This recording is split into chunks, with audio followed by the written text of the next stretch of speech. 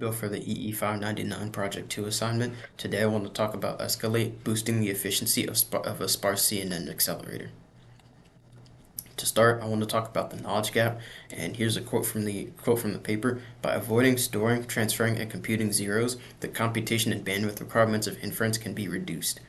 And I'll get into explaining that at a later point in time. But for now, I want to talk about network pruning techniques. Most CNN models are computation and memory intensive. The goal is to remove redundancy to produce a sparse model. Unimportant weights can be reduced with a little effect on accuracy, reduce computation costs, and also increase memory bandwidth and efficiency. Sparsity introduces a 2 to 5 times size reduction and a 4 to 20 computational cost reduction. And furthermore, the ReLU operation used in many CNN practices are they introduce sparsity in and of themselves by introducing a lot of zeros. The way the ReLU function works is before the appropriate weights are they're evaluated, and weights that should not affect the final outcome are usually set to negative infinity or some grand negative integer, so that when passed through the ReLU, they come out as 0. And these zeros, if you can avoid accessing these zeros and performing operations with zeros, you get more efficiency because you aren't doing redundant operations. So now going into the drawbacks, the irregularity of sparse patterns, however, limits the efficiency. Current accelerators suffer from considerable hardware and energy overheads, and unfortunately, energy and latency are inversely proportional, so this poor energy likely means high latency. Irregularity also leads to a gap between computation reduction and actual hardware speedups. Furthermore, I want to emphasize that the drawbacks mentioned here outweigh the benefits of having a sparse model. It is more efficient to have all of the weights factored in and computed, as opposed to a sparse model where the majority of these computations and accesses are going to be zeros. So to solve this, a new technique was developed, structured network pruning. This isn't the focus of this article, but what it does is it maintains the regularity of weights, which allows almost full conversion from pruning ratio for speed up. However, there is a large structural constraint in that the pruning ratio is severely reduced compared to the non-structured pruning ratio. Neither structured nor unstructured pruning can truly take advantage of CNN sparsity, and as a result, that led to the motivation of this paper. Kernel decomposition and escalate algorithm. They utilize low-rank assumption of weight matrices to compress the model size for reducing computational complexity. So the motivations for this paper, specifically for kernel decomposition, is that it was designed to increase throughput and efficiency compared to current pruning techniques. It was designed to alleviate the irregularity in sparse-aware computation and provide better hardware efficiency. Again, by avoiding, storing, transferring, and computing these zeros, the computation and bandwidth requirements can be reduced. Just to talk about that for a brief minute, all computers have multiplication and addition in them, and zero when passed through after being passed through a ReLU, zeros are somewhat irregular in the sense that anything multiplied by 0 is 0. So you don't need to access. If you find a 0 in a multiplication operand, you don't need to access either values. You just need to output a 0. Similarly with addition, if you access a 0, you just need to access the other amount and send that through. You don't need to do addition with the two values because you know that one value is 0. So the only acceptable values are the same value that would be passed through, or 0 if in case there is another 0. Moving on to escalate itself, it is a weighted accumulation. Summation 1 is a computational bottleneck, and possible solutions for this were both energy intensive. This is figure 1. As you can see, this summation right here is where most of the bottleneck is. the people behind this paper developed equation 2 for escalate, which helps alleviate the bottleneck. They could do this through the distributive property of convolution. Some added benefits to this are it reduces the total number of input feature maps, it increases reuse possibilities in the weighted accumulation stage, and furthermore, it reduces the total input feature map count. It increases reuse possibilities in the weighted accumulation stage. This reorganization can explore more reuse opportunities and reduce buffer size and data measurements. And furthermore, it improves parallelization. Sorry. Furthermore, there's also a quantization dilemma. Weight sparsity resides in the coefficients, not the kernels.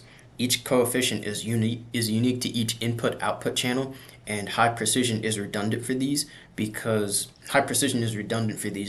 they're usually only accessed once, as opposed to basis kernels, which are reused by all output channels, where low precision severely affects accuracy. So with they proposed hybrid quantization, which maximizes the benefits of compression while retaining accuracy. In short, basis kernels get 8 bits while coefficients are turned ternary. Filter-wise quantization permits non-homogeneous positive and negative scaling, and output feature maps can be requantized to specifications. Furthermore, negative scaling factors are divided by the positive ones to simplify hardware design, and quantization of the first layer severely reduces accuracy, and applying decomposition will not add computational efficiency. Therefore, the first layer usually will not be quantized. So now I want to talk about compact model decomposition gap. Depthwise convolution, leads to underutilization of processing elements on accelerators for normal convolution. Lack of input reuse demands higher on-chip buffer bandwidth, and this results in a lower computation to memory ratio. To alleviate this, Escalate plans to unify the computation upflow of depthwise and pointwise convolution. This allows for efficient support for both forms of convolution, and furthermore, it increases the count of convolution operations, and convolution kernels are shared across input channels. Next, I want to talk about Escalate architecture. The Escalate accelerator features a novel basis-first data flow to exploit unique parallelism and data reuse opportunities brought by kernel decomposition. So going back to that basis first data flow, the objectives with this data flow technique are to maximize reuse of each batch of inputs, reduce global buffer accesses, and avoid stalling multiply accumulate units. Furthermore, it combines computation of one output channel to one processing element block, and this aims to solve the fact that existing CNN accelerated data flows are designed for regular convolution, not for the convolution described previously. And furthermore, since the output is not at the critical path and isn't sensitive to latency, additional optimizations were not attempted within the scope of this experiment. For sparse encoding, proper encoding schemes are needed to index non-zero values. The CSR and CSC are ineffective when the sparsity ratio is relatively low. Two-level sparse mapping encoding is used to maintain space efficiency under high sparsity situations. Furthermore, these have the added benefits of simplifying the processing of compressed arrays and allow full utilization of on-chip bandwidth. And again, the cost of storing one index is much higher than storing multiple ternary values for CSR and CSC. And furthermore, this would lead to indexing overhead, which would outweigh the sparsity benefits again. Furthermore, there is also this two-level sparse map permits matching indices of non-zero elements in activation and weight arrays through bitwise and lowering energy cost. Next is dilution. It matches input chunk activations with coefficients, filters out activations corresponding to zero coefficients. Again, this is to improve efficiency. And furthermore, two masks are used, filtering activations and the sign. A mask is used to collect the valid elements, and valid element signs are stored in the second mask. Furthermore, in the event that one pass over all elements might not might not cover an entire input chunk due to the irregular sparse nature of the input. A rolling mask solves this, and furthermore, it creates a barrier that has the added benefit of ensuring chunks from different positions are not mixed up with, and ensures that each chunk goes to its respective destination. Next is the evaluation. So the testing methods for this where CNN models were tested on CIFAR10 and ImageNet datasets. VG16 was used as a sanity check to ensure that the framework behaved as it should. ResNet was the target model for evaluation. ResNet 18 and ResNet 152 were used for CIFAR10, and ResNet 50 was used for ImageNet. MobileNet and MobileNet v2 were used to evaluate compact model effectiveness, and we'll get into the specific results later. Next is the testing methods. Power and area were estimated with an RTL design of Escalate. They were synthesized using Synopsys Design Compiler, and only convolutional net layers were evaluated, as Escalate does not process other types of layers. SCNN baseline only supports convolutional layers, which is a part of the reason why this decision was made. Moving on to the compression results, for CIFAR10, Escalate provided a comparable 11 to 325 compression rate. Efficient redundancy exploration for ResNet 152. Escalate provided efficiency redundant exploration compared to ResNet 152, compressing the original model by 325 times. Accuracy, Escalate had a 1.5% loss in accuracy for ResNet 152 and a less than 0.8% loss on remaining models compared to uncompressed counterparts. For energy, there was an 8 to 3 energy improvement over Iris. There was a 5 to 19 energy improvement over SCNN, and there was a 3 to 78 energy improvement over SPAR10. The specifics are seen over on the right. As for processing, Escalate is slower than the dense baseline at the first level. That is because Escalate directly maps computation into multiply accumulate row without skipping zero activation / coefficients.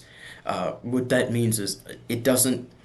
The skipping zeros for addition and multiplication for speed are not done for the first layer, again, because if the compression was done for the first layer, it would severely drop accuracy and would not provide any secondary benefit. As a result, the first layer was uncompressed, and as a result, Escalate for that first layer is slower than others because of its added complexity.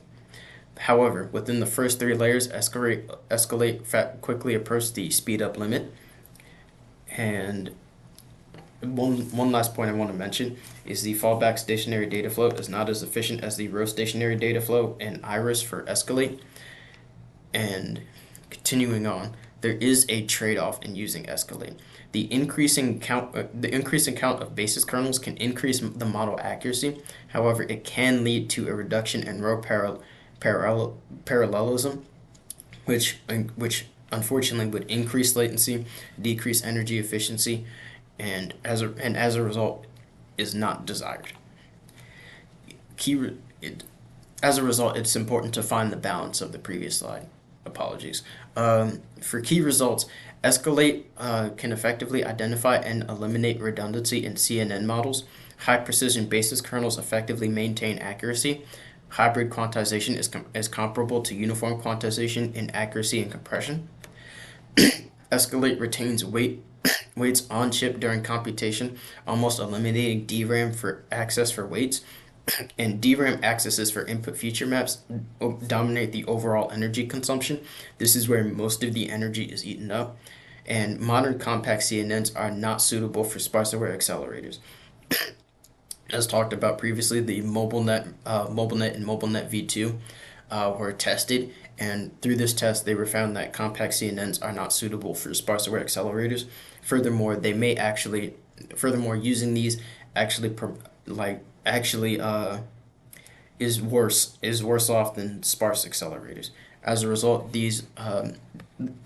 the researchers recommend not to use these. This concludes the presentation for the EE 599 Project 2 assignment. Thank you for your time.